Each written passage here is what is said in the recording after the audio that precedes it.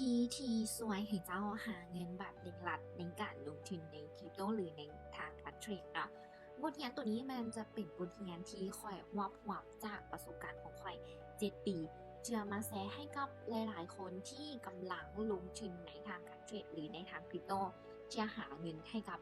ตัวของเจ้าเข้าในกระเป๋าของเจ้านั่นเองเนาะซึ่งจะมีอยู่ที่3หลักการเน้นๆเลยเนาะที่ว่าข้อยอยากจะแนะนำให้เจ้า เชื่อให้เจ้าลงทุนแล้วเห็นแต่ผลกำไรเนาะ1ก็คือเน้นการวางแผนการกำหนดเป้าหมายที่ชัดเจนในการลงมือเฮ็ด2ความเชื่อและก็ความมุ่งมั่นก็ความหมายก็คือว่าปลุกไฟในตัวนั่นเองส่วนที่3จะเป็นเทคนิคและทักษะในการวิเคราะห์ที่เป็นเทคนิคทักษะที่ใช้ได้ผลแบบเต็ม 100%จากที่ค่อยทดลองมา7ปีเนาะที่เป็นหนูทดลองมาเนาะ ทดสอบความผิดพลาดความแม่นยำจนได้เป็นเทคนิคที่ว่าแม่นยำเนาะในขั้นตอนแรกเนาะการวางแผนแล้วก็การกำหนดเป้าหมายเนาะอยากให้มีเลยทางแผนพัฒนาวินัยเป้าหมายที่ชัดเจนการปรับในส่วนของแนวทาง mindset ของตัวเองเนาะก็คือการวางแผนแนวความคิดต่อกับสถานการณ์ที่ตัวเองเจอปรับตัวให้ทัน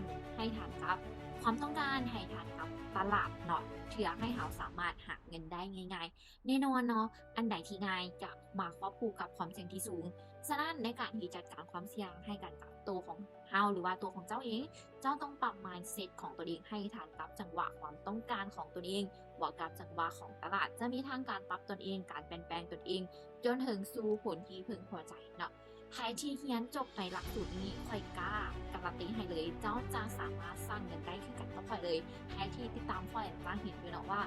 ในแต่ละมื้อ การหาเงินของข้อย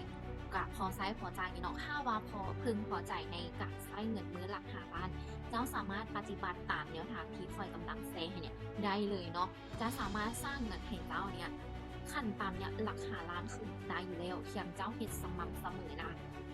แล้วในส่วนที่สามารถการกำหนดเป้าหมายอยากให้มีทั้งระยะสั้นระยะยาวให้เหมาะสมกับความต้องการของตัวเองที่จำเป็นต้องใช้เงินคือตัวอย่างว่าเจ้าต้องการใช้เงินอยู่ในส่วนของ3เดือนข้างหน้า4เดือนข้างหน้าเนาะเจ้าก็ควรเลือกแล้วแหละว่าเจ้าจะเลือกเป้าแนวใดที่ให้เหมาะสมกับตัวของเจ้าที่ให้พึงพอใจเนาะความเชื่อมั่นในตัวเองเนาะความสามารถศักยภาพแล้วก็ทางบุญเรียนเนาะให้ทุกอย่างมันสอดคล้องกันเนาะที่ว่าหักดัน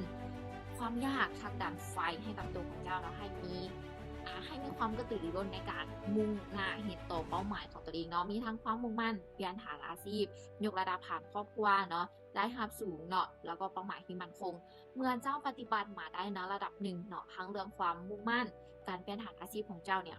มันจะแตกต่างจากการเฮ็ดเวียกที่เจ้าเฮ็ดเลยเนาะความหมายก็คือมันจะสามารถชี้แนะให้ได้เห็นชัดเจนเลยว่า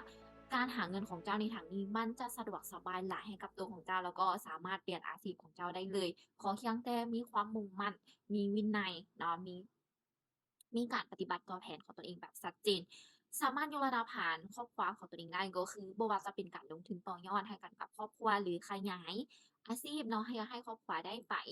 อ่า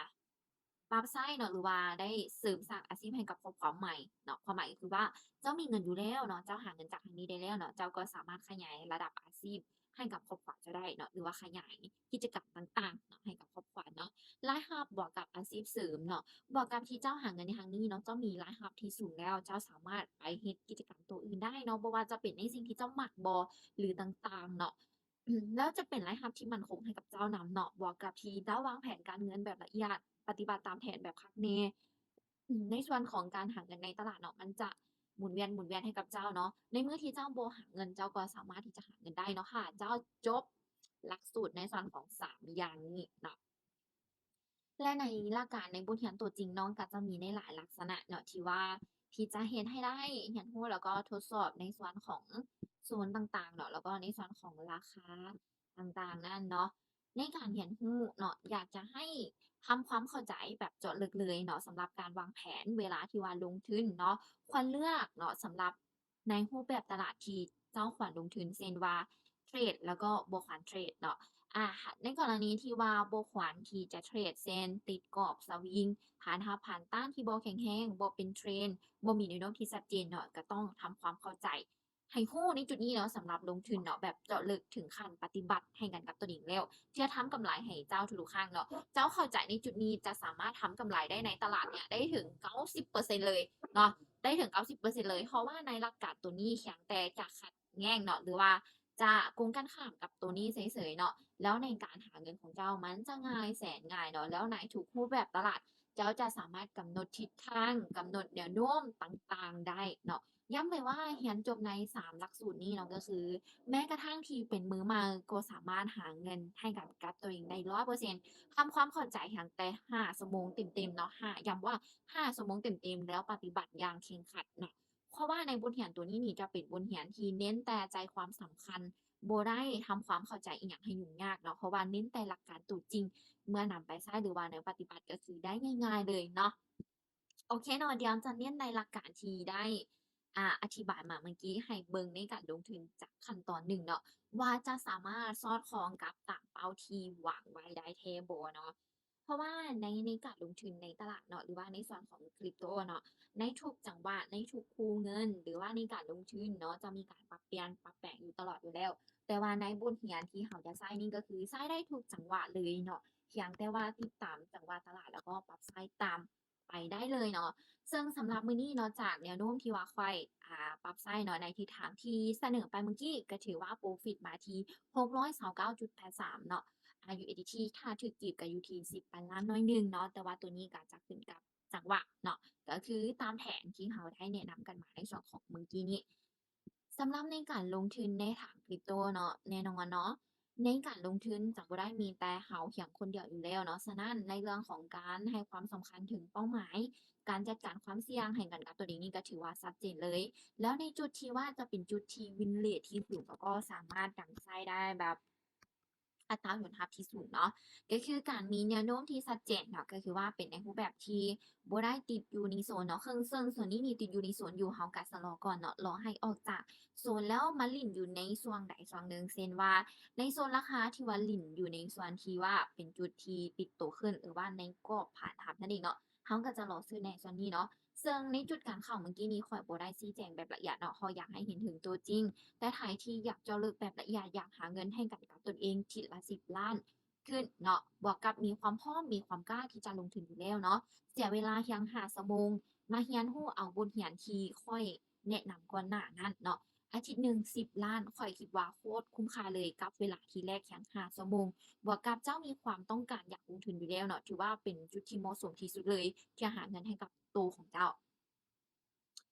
ในส่วนนี้นี่อาจจะได้ใช้เวลารอหน่อยหนึ่งเนาะแต่ว่าในขณะที่รอนี้เดี๋ยวขอพาไปเบิ่งกราฟใหม่ในการลงทุนเสียก่อนเนาะ ในการหาเงินในส่วนของจังหวะตลาดเนาะจะมีทุกส่วนทุกแห่งเนาะที่ว่ามีทางทำการซื้อกับขายฉะนั้นเนาะในส่วนใดที่ว่าทำการขายหลายเขาจึงไปรอเข้าอยู่ในส่วนนั้นแล้วก็ในส่วนใดที่ทำการซื้อหลายก็รอเข้าในส่วนนั้นเนาะแล้วในจุดที่ราคากำลังจะขึ้นไปฮอดนี้ก็เป็นจุดที่ทำการขายเนี่ยเป็นส่วนหลายเลยเนาะฉะนั้นถ้าราคาขึ้นมาหาในโซนนี้เนาะในส่วนราคา3211.08หรือในโซนที่เคยทำการขายเป็นจำนวนหลักนี่ก็คือเขาจะเทขายตามฝักเลยเนาะ เคยในส่วนจังหวะนี้เนาะบวกกับตามแนวโน้มแล้วก็ตามจังหวะตลาดเนาะซึ่งในช่วงนี้นี่สามารถขายได้ถึงเต็ม100%เลยช่วงนี้นี่เริ่มความเสี่ยงเริ่มเข้ามา